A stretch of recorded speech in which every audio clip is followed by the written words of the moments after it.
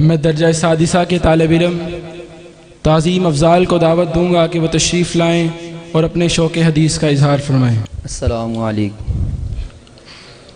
المجموعۃ السادسہ صفحہ نمبر 6 حدیث نمبر 20۔ لا ہجرت ولکن جہاد، مکمل روایت سنائیں۔ اللہم صلی علی محمد النبی الامی وعلی آلہ وبارک وسلم وصلی علیہ۔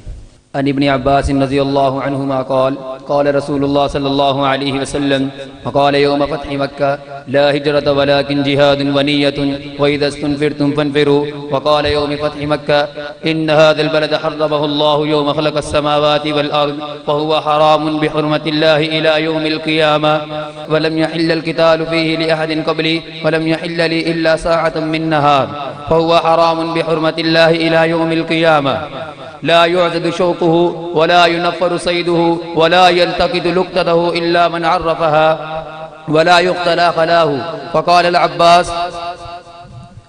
العباس يا رسول الله إلا الإذخر فإنه لكينهم ولبيوتهم قال رسول الله صلى الله عليه وسلم إلا الإذخر متفق عليه۔ حضرت عبداللہ بن عمر رضی اللہ تعالی عنہما سے معاہدہ کرنے والے کے قتل کے متعلق جو روایت ہے وہ سنائیں۔ بسم اللہ الرحمن الرحیم۔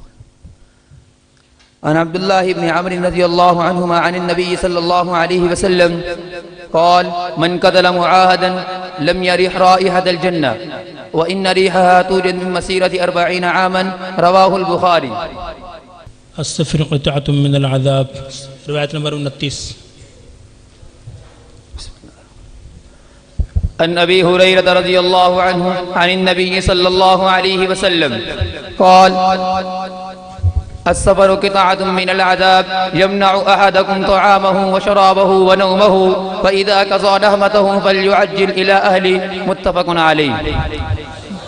ترجمہ سنائیں۔